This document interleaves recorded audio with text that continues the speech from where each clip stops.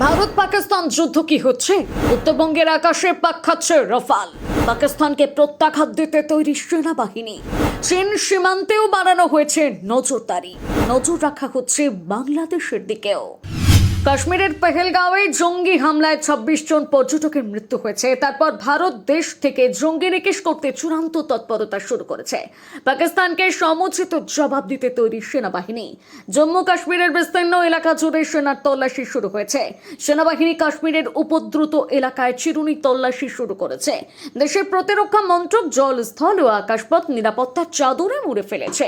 পেহেলগাঁওয়ে জঙ্গি হামলার পর প্রধানমন্ত্রী নরেন্দ্র মোদী বিদেশ সফর কাটছাঁট করে তড়িঘড়ি দেশে ফিরে এসেছেন। মন্ত্রিসভার বৈঠকের পর তিনি দেশ থেকে জঙ্গিদের ঘাঁটি উচ্ছেদ করতে শক্ত পদক্ষেপের সিদ্ধান্ত নিয়েছেন। ভারত ইতিমধ্যে পাকিস্তানের সঙ্গে কূটনৈতিক যুদ্ধে নেমে পড়েছে। তবে পাকিস্তানের সঙ্গে মোকাবিলায় নামলেও আপাত বন্ধু চীনের ব্যাপারেও ভারত সতর্ক অবস্থান নিয়েছে।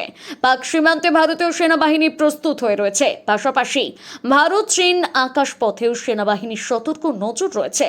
ভারত পাকিস্তান যুদ্ধে জল্পনার মধ্যে উত্তরবঙ্গের আকাশপথে ভারতীয় বায়ুসেনা প্রাথমিক মহড়া শুরু করে দিয়েছে।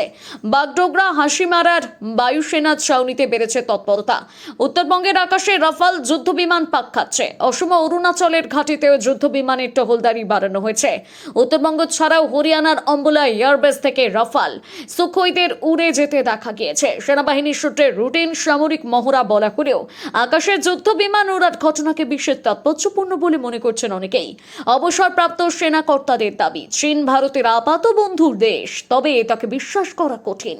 দেশ যখন পাকিস্তানের দিকে নজর দিয়ে রাখছে, সেই আবহকে কাজে লাগিয়ে কিছু চীনের লাল ফৌজ বিপদ ঘটিয়ে দিতে পারে।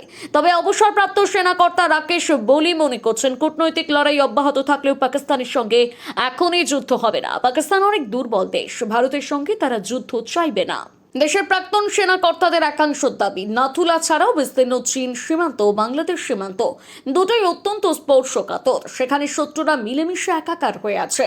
বাংলাদেশের মাটি পাক সেনারা ব্যবহার করতে পারে, তাই নজর রাখতে হবে বাংলাদেশের দিকেও।